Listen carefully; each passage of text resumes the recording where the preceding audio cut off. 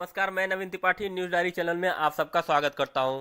बांदा जिले से एक हैरान करने वाला मामला सामने आया है। यहां पर एक सिविल जज ने सुप्रीम कोर्ट के मुख्य न्यायाधीश को पत्र लिखकर इच्छा मृत्यु की मांग की है। नमस्कार साथियों, न्यूज डायरी चैनल में आपका स्वागत है। आज मैं एक हैरान करने वाली खबर आपके सामने प्रस्तुत करने जा रहा हूं। वो खबर यह है कि एक न्यायाधीश ने खुद अपने जान जिंदगी से आजी जा करके और सीजीआई से इच्छा मृत्यु की मांग की है। साथियों, पूरी घटना से लेते हुए खबर आपको मैं विस्तृत ढंग से बताने जा रहा हूं। इसके पहले आपसे निवेदन है कि न्यूज डायरी चैनल को सब्सक्राइब करें और कमेंट बॉक्स में जा कर के अपना सुझाव दें और शेयर करें। सा, साथियों, यह खबर उत्तर प्रदेश के बांदा जिले में तैनात एक महिला जज ने इच्छा मृत्यु मांगी है। उन्होंने सुप्रीम कोर्ट के मुख्य न्यायाधीश सीजेआई को लेटर लिखा है।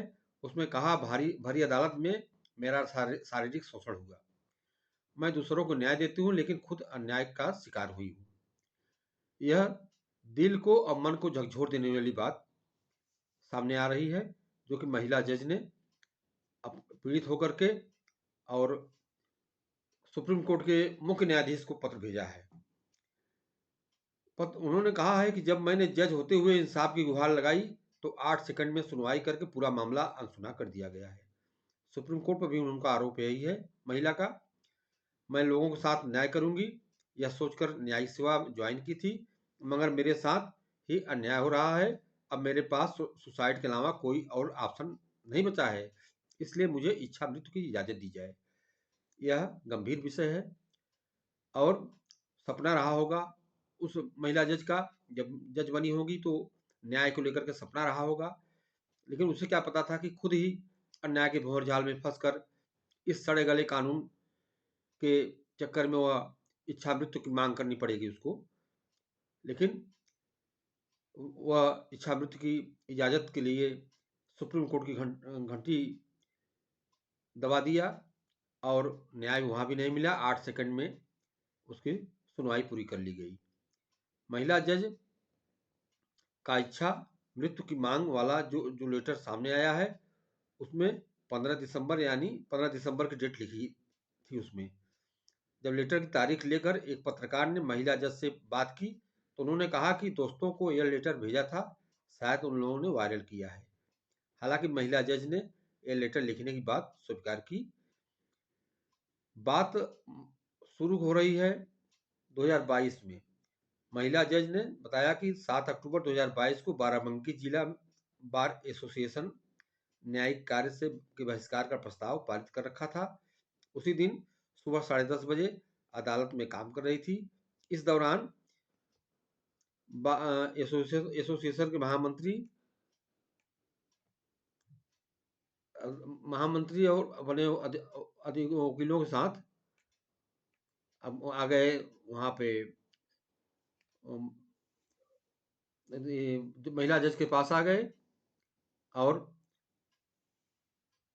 महिला जज का आरोप है कि वसूलकी शुरू कर दी। गाली गलौज करते हुए कमरे की बिजली बंद कर दी गई। वकीलों को जबरन बाहर निकाल दिया गया। इसके बाद उन्होंने मुझे धमकी दी। हमने इसकी शिकायत अगले दिन यानी 8 अक्टूबर को अपने सीनियर जज से की। महिला जज ने इसकी शिकायत अपने सीनियर जज से की, जो जिला जज होते हैं, लेकिन सुनवाई नहीं हुई। भरी कोर्ट ने मुझे अपमानित किया गया। भरी कोर्ट में महिला का आरोप है कि अपमानित किया गया, शारीरिक तौर पर प्रताड़ित किया गया। इसके बाद मैंने इलाहाबाद हाई कोर्ट में इसकी शिकायत की, मगर कोई ठोस कार्रवाई वहां भी नहीं हुई। यह था उनका बयान हकीकत। अब आगे आपको लेटर में क्या लिखा गया है, लेटर पढ़कर सुनाता हूँ। और एक पीड़ित महिला जज का यह लेटर सुप्रीम कोर्ट के चीफ जस्टिस को गया है। महिला जज दूसरे से नहीं परेशान है, वह अधिवक्ताओं के गुंडागर्दी से परेशान होकर के इस तरह का अपमानित होकर के अपने जीवन लीला को समाप्त करने की इच्छा मृत्यु की मांग की है सुप्रीम कोर्ट के मुख्य न्यायाधीश से। मैं पत्र पढ़ता हूँ। पीड़ित महिला जज बांदा उत्तर प्रदेश द्वारा लिखा है कि सेवा में honourable chief justice of India supreme court नई दिल्ली। विषय चीफ जस्टिस ऑफ इंडिया के से इच्छा मृत्यु की निवेदन और देश की सभी वर्किंग महिलाओं के लिए खुला पत्र।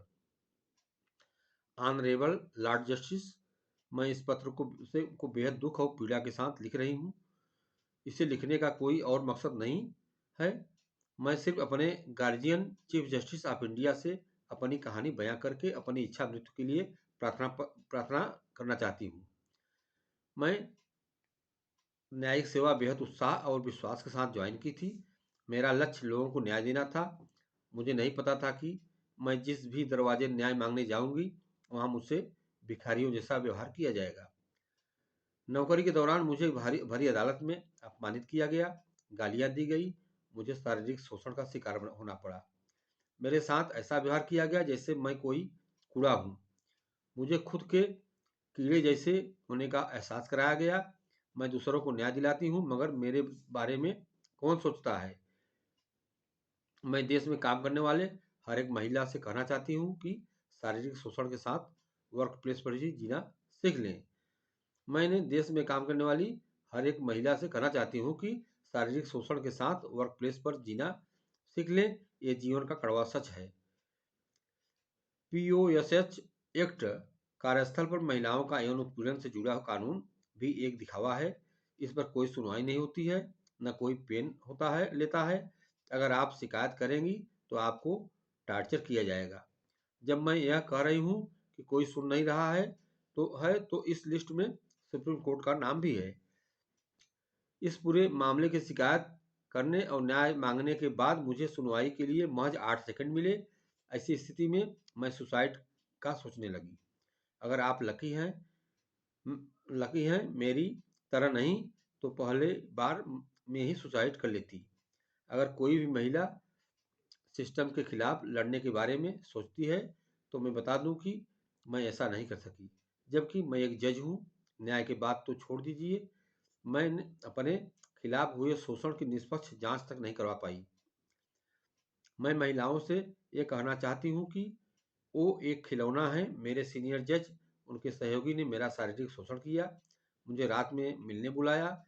मैंने उसकी शिकायत 2022 में इलाहाबाद हाई कोर्ट में की, लेकिन आज तक कोई एक्शन नहीं हुआ।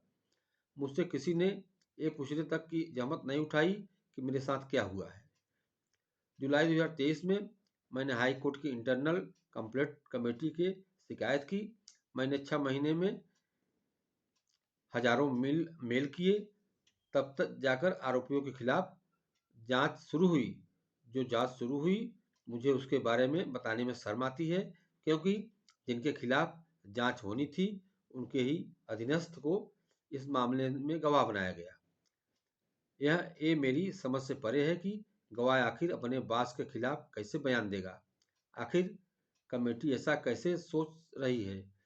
किसी भी जांच का ये बेसिक नियम है कि उसकी गवाह की रिपोर्टिंग आरोपी के पास नहीं होना चाहिए।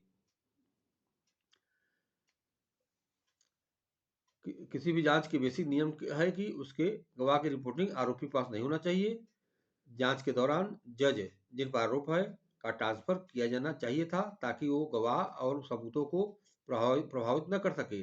मुझे लगता है कि मेरी जिंदगी, मेरा आत्मसम्मान और मेरी आत्मा मर चुकी है। मैं लोगों को कैसे न्याय दे पाऊँ जबकि मैं खुद निराश हो चुकी हूँ। मेरे अंदर अब और जीने की इच्छा नहीं बची है। मैं 1.5 साल से जिंदा लाश की तरह हूँ। अब मेरी जिंदगी का कोई मकसद नहीं बचा है। कृपया मुझे अपनी जिंदगी सम्मानजनक तरीके से खत्म करने की अनुमति दें। मेरे भाग्य के लिए कोई भी जिम्मेदार नहीं है। पीड़ित महिला जज। नाम नहीं दे रहा हूँ।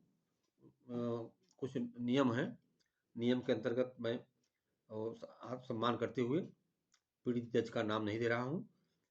यह पीड़ित जज महिला जज का यह पत्र था जो कि सुप्रीम कोर्ट के मुख्य न्यायाधीश को उन्होंने लिखा था। एक पत्रकार ने सवाल किया कि मैडम पूरा मामला क्या है। तो महिला जज ने 1 साल पहले का मामला है बताया। महिला जज ने कहा कि 1 साल पहले का मामला है। मैंने अपनी शिकायत पहली एप्लीकेशन सीनियर जज को दी थी। अभी जो लेटर अब आपने देखा है उसे देखकर आपको मामला समझ आ गया होगा। मैं बड़ी मुश्किल से अपने सीनियर के खिलाफ कार्रवाई शुरू करवा पाई।